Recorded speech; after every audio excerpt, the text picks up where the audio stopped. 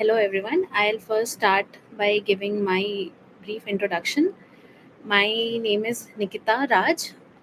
इस बार के UPSC civil services की परीक्षा में मेरी ऑल इंडिया रैंक 408 है। और सबसे पहले तो मैं यूपीएससी टाइम को थैंक यू कहना चाहूँगी कि उन्होंने मुझे मौका दिया कि मैं यहाँ आके आप सबसे बातचीत कर सकूँ। और जो भी आपके डाउट्स हैं और जो भी मुझे लगता है मेरे हिसाब से इस एग्ज़ाम को क्लियर करने के लिए ज़रूरी है वो मैं बता सकूं। इसके साथ मैं यूपीएससी टाइम को और एक चीज़ और के लिए धन्यवाद देना चाहूँगी कि उन्होंने मुझे काफ़ी अच्छे से गाइड किया कि मैं यहाँ पे आके आप लोगों से बात कर सकूं। तो मेरा ये शुरू करती हूँ मैं पहले कुछ उन क्वेश्चंस से जो मुझे लगता है कि हर एस्पिरेंट्स के लिए बहुत कॉमन होता है एंड हर कोई पूछता है। मैं भी पूछती थी 22 अप्रैल 2025 से पहले मैं भी एक एस्पिरेंट थी और इस तरह के क्वेश्चंस मेरे दिमाग में कई बार आए हैं और कई लोगों से पूछा है। तो अब मुझे लगता है कि इन सारे क्वेश्चंस का अगर मैं थोड़ा अच्छे तरीके से आंसर कर सकती हूँ तो सबसे पहले मैं अपनी जर्नी बताना चाहूँगी। यूपीएससी की जर्नी मेरे लिए मेरे हिसाब से काफ़ी टफ रही है क्योंकि ये मेरा 4th अटेम्प्ट था और पिछले 3 बार से मेरा प्रीलिम्स भी नहीं क्लियर हो रहा था। तो इस बार थैंकफुली 2024 के अटेम्प्ट में मेरा प्रीलिम्स भी क्लियर हुआ और उसके बाद मेंस और इंटरव्यू भी साथ में क्लियर हो गए। तो मैं मुझसे अगर आप पर्सनली पूछिएगा तो मेरे लिए प्रीलिम्स ज़्यादा मुश्किल लगा मुझे कंपेयर टू मेंस। बट ये बात भी है कि यूपीएससी में आप कुछ भी एकदम सॉलिड अज्यूम करके नहीं चल सकते कि यही आसान होता है। हर स्टेज मुश्किल है, हर स्टेज के अपने चैलेंजेस हैं और अगर आप उनको अच्छे से समझते हो और मेहनत करके पूरा करते हो तो आप ये एग्ज़ाम निकाल सकते हो। इसके अलावा जब मेरा सिलेक्शन हुआ था तो मैं यहीं दिल्ली में थी और उस वक्त मुझे मालूम नहीं था कि मैं सेलेक्ट होंगी या नहीं, इसलिए मैं 2025 के प्रीलिम्स की तैयारी में लग गई थी अपने इंटरव्यू के बाद। मेरा इंटरव्यू मार्च में था तो मैं दिल्ली में ही थी और मैंने अपना रिज़ल्ट खुद ही देखा था। मैंने अपने घर वालों को बोल रखा था कि अगर अच्छा होगा तो कॉल आ जाएगा, अच्छा अगर नहीं हुआ तो हो सकता है कॉल ना आए तो वो समझ जाएँ कि शायद इस बार नहीं हुआ है। बट भगवान की कृपा से ऐसा कुछ नहीं हुआ और इस बार हो गया।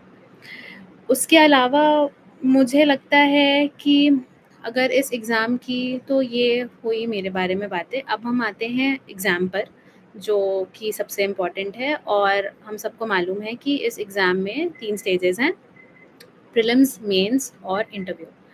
तो सबसे पहले हम प्रीलिम्स से स्टार्ट करेंगे, उसके बाद हम मेंस में शिफ्ट करेंगे and then we will talk about the personality test. तो ये समझ लीजिए कि प्रीलिम्स एक तरह का रिजेक्शन स्टेज है, ना कि सिलेक्शन स्टेज, क्योंकि कमीशन को उस स्टेज पे सबसे ज़्यादा बच्चों को एलिमिनेट करना है, जो कट ऑफ नहीं पार कर पाते।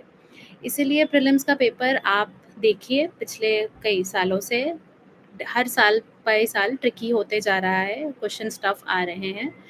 बट क्वेश्चन टफ आ रहे हैं का ये मतलब नहीं है कि उसको पार नहीं किया जा सकता, वो सॉल्व नहीं हो सकते। मेरे हिसाब से प्रीलिम्स निकालने की मुझे सिर्फ और सिर्फ एक ही स्ट्रैटेजी समझ में आई है after badly failing 3 prelims attempts of mine is आपको अपने स्टैटिक पोर्शन पे बहुत ज़्यादा कंट्रोल होना चाहिए। जो भी मार्केट में आपको मालूम है कि इस सब्जेक्ट के लिए ये सोर्स है, उस पे आपका कमांड बहुत स्ट्रांग होना चाहिए। आप अगर हिस्ट्री की बात करते हैं तो एनसीईआरटीज़ आपको अच्छे से रिवाइज़्ड होनी चाहिए, आपके नोट्स रेडी होने चाहिए और आपको इतना कॉन्फिडेंस होना चाहिए कि अगर एनसीईआरटी में से मुझसे कुछ भी क्वेश्चन पूछा है, तो वो क्वेश्चन मैं गलत नहीं करके आऊँगा या मैं गलत करके नहीं आऊँगी। उसके अलावा पॉलिटी के लिए लक्ष्मीकांत सबको ही जानते हैं।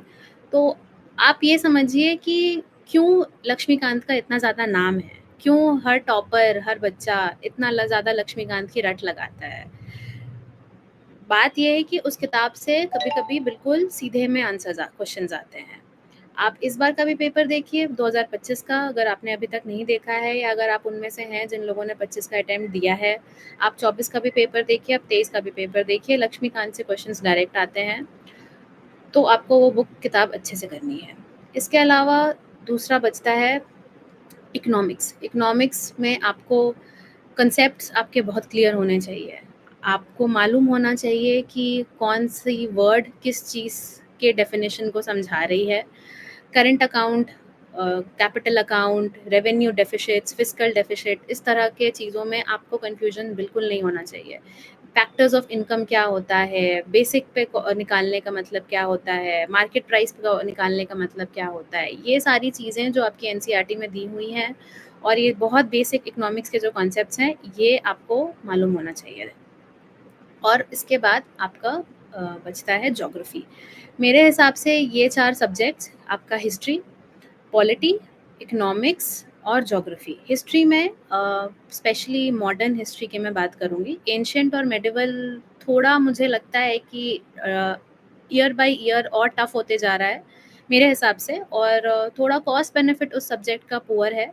बट मॉडर्न हिस्ट्री की एक बहुत अच्छी कंपाइल्ड बुक है स्पेक्ट्रम और एनसीईआरटी बिपिन चंद्रा की। इन दोनों किताब को अगर आप अच्छे से करके जाते हो तो मॉडर्न के आपके क्वेश्चंस भिड़ेंगे और वो सॉल्व भी होंगे।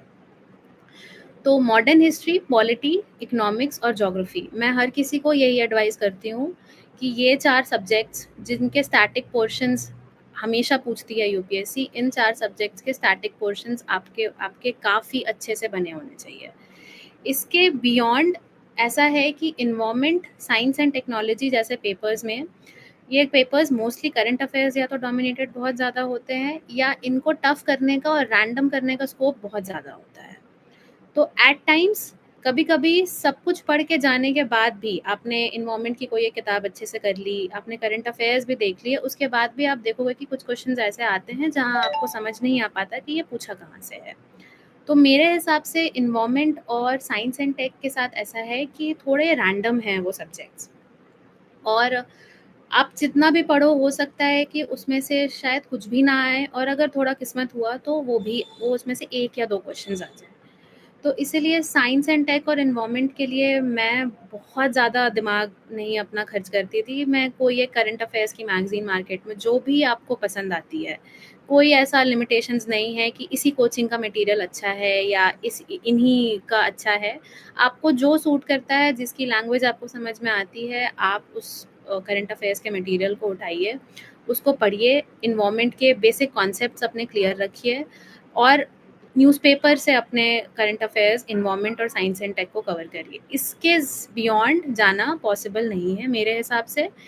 इससे कई ज़्यादा बेहतर है कि आप इन 4 स्टैटिक सब्जेक्ट्स जैसे कि ज्योग्राफी, पॉलिटी, इकोनॉमिक्स और मॉडर्न हिस्ट्री, इन चारों को आप अच्छे से करिए तो आप काफ़ी क्लोज हैं कि आप अच्छे से कट ऑफ क्लियर कर सकते हैं, at least for prelims civil services examination. Forest के लिए मैं गाइड नहीं कर सकती बिकॉज मैं ह्यूमैनिटीज़ की स्टूडेंट हूँ, तो मैं फॉरेस्ट के लिए एलिजिबल नहीं हूँ।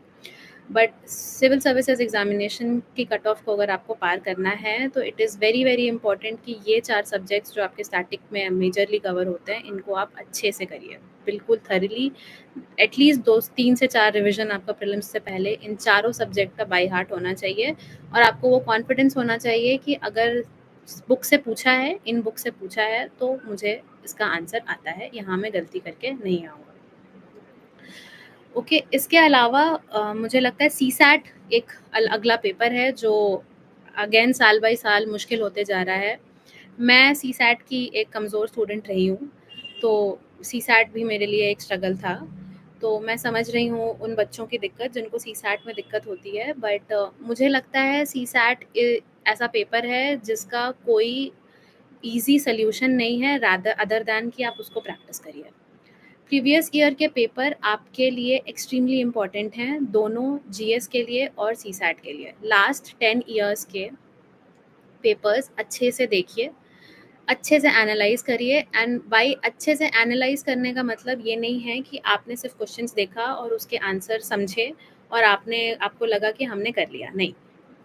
आपको हर ऑप्शन को अच्छे से देखना है, दूसरे ऑप्शन जो सही आंसर में नहीं है, उन ऑप्शंस को भी देखना है। थोड़ा-सा दिमाग, थोड़ा-सा एग्ज़ामिनर की मेंटालिटी को समझने की कोशिश करिए कि ये ऑप्शन इस क्वेश्चन का पार्ट क्यों है और किस तरह से यूपीएससी क्वेश्चंस बना रहा है। पैटर्न नोटिस करिए अपने प्रीवियस ईयर के पेपर्स में। आप ये समझने की कोशिश करिए कि अगर बहुत एक्सट्रीम स्टेटमेंट्स आ रहे हैं या कुछ बहुत ज़्यादा फैक्चुअल स्टेटमेंट्स हैं, तो हो सकता है कि उसमें गलत वो स्टेटमेंट गलत होने के चांसेस हैं। हो सकता है सही भी हो ऑफ कोर्स, बट आप अगर प्रीवियस ईयर्स के पेपर करते हैं तो आपको एक पैटर्न दिखता है क्वेश्चन पूछने का, कि यूपीएससी क्वेश्चंस कैसे पूछ रहा है, कहाँ से पूछ रहा है। और सीसैट के लिए प्रीवियस ईयर पेपर से बेटर टूल मेरे हिसाब से तो नहीं है, क्योंकि मैंने बहुत सारे मॉक्स दिए सीसैट के और मुझे अभी तक सबसे अच्छा पीवाईक्यू ही लगा है। आप टाइम लगा के सीसैट का पेपर दीजिए, 2 घंटे बैठिए और उसमें आप जब आपका टाइम ओवर हो जाए तो आप अपने मार्क्स कैलकुलेट करिए और देखिए कि आपका बाउंड्री पार हो रहा है कि नहीं। अगर आपका बाउंड्री पार हो रहा है फर्स्ट 2 अटेम्प्ट्स में ही, तो आप समझ जाइए कि, and by first 2 attempts I mean not your UPSC attempts, by that I mean कि जब सीसैट के आप अटेम्प्ट ले रहे हो तो आप कंफर्टेबली श्योर हो सकते हैं कि आपको सीसैट में बहुत ज़्यादा मेहनत नहीं करनी है। बट अगर आपका कट ऑफ नहीं पार हो रहा है तो आप उस पेपर को लेके बैठिए और क्वेश्चन बाय क्वेश्चन उसको एनालाइज करिए। हर एक क्वेश्चन जो आपने गलत किया है या हर एक क्वेश्चन जो आपसे मिस आउट हुआ है उसको देखिए। आपको ऑनलाइन सीसैट पेपर्स के सॉल्यूशंस मिल जाएंगे और ट्रिक्स समझने की कोशिश करिए। ट्रिक्स बाय मीन कुछ मैथ्स के क्वेश्चंस ऐसे होते हैं जिसके लिए पेन भी नहीं उठाना पड़ता। मुझे पहले ये सारे क्वेश्चन समझ में नहीं आते थे, मैं बैठ के सॉल्व करती थी और जो क्वेश्चन 30 सेकंड्स में किया जा सकता है या 20 सेकंड्स में किया जा सकता है उसमें मैं 1-1 2-2 मिनट अपने खर्च करती थी। ये आपको कैसे समझ आएगा, ये आपको प्रैक्टिस से समझ आएगा। आप बहुत ईज़िली, आपको अगर आप मैथ्स में लॉजिक लगाना सीख जाते हो तो आप बहुत ईज़िली ऑप्शंस को एलिमिनेट कर सकते हो। आपका सीसैट का पेपर जल्दी खत्म हो सकता है। और सीसैट में मेक श्योर करिए कि आपके नंबर ऑफ अटेम्प्ट्स ज़्यादा से ज़्यादा रहें। जितने ज़्यादा क्वेश्चंस आप अटेम्प्ट करोगे, जितने ज़्यादा सही क्वेश्चंस आप अटेम्प्ट करोगे, उतना चांस है कि आप बाउंड्री क्रॉस करोगे। और same goes with GS. GS में नंबर ऑफ क्वेश्चंस कम अटेम्प्ट नहीं करने हैं। अगर आपको लगता है कि पेपर टफ है, इसमें मैं कम अटेम्प्ट करके आती हूँ तो शायद मेरे नेगेटिव कम लगेंगे, नहीं, ऐसा नहीं होता है। अगर पेपर आपके लिए टफ है तो वो हर बच्चे के लिए टफ है जिसने सीरियसली इस एग्ज़ाम के लिए पढ़ाई की है। तो टफ पेपर में कट ऑफ नीचे जाता है, ये हमेशा ध्यान रखिएगा। इसीलिए अपने नंबर ऑफ अटेम्प्ट्स को बढ़ाइए, स्मार्ट गेस वर्क करिए, लॉजिकली सोचिए कि तुक्का भी अगर आप लगा रहे हैं ना तो सोच समझ के लगाइए, बट तुक्का लगाइए। मैं ये नहीं कह रही कि 100 के 100 क्वेश्चंस अटेम्प्ट करके आ जाइए, वो थोड़ा-सा रिस्की हो सकता है, बट कुछ लोग उसमें भी बहुत अच्छा करते हैं। मैं उतनी कॉन्फिडेंट नहीं थी कि मैं 100 के 100 अटेम्प्ट करके आऊँ, बट 90 से 95 क्वेश्चंस का मार्जिन में लेके चलती थी अपने मॉक्स में। और यूपीएससी में भी मैंने 92 क्वेश्चंस अपने अटेम्प्ट किए थे इस बार में, जिस साल मेरा क्रैक हुआ है। तो मेरे हिसाब से प्रीलिम्स और सीसैट के लिए जो 2-3 चीज़ें सबसे इम्पोर्टेंट है वो ये है। और मैं, कोई बच्चा अगर नई तैयारी स्टार्ट कर रहा है यूपीएससी की, जैसे अगर आपको बिल्कुल भी नहीं मालूम कि कहाँ से पढ़ना है, कैसे पढ़ना है, उसके लिए भी मैं आपको एक डिटेल गाइडलाइंस बताऊंगी। अभी स्टार्टिंग के कुछ 1-2 क्वेश्चंस मैं पहले एड्रेस कर देती हूँ, उसके बाद आई लेट यू नो कि अगर आप बिल्कुल नए से स्टार्ट कर रहे हो तो इसको कैसे स्टार्ट करना है।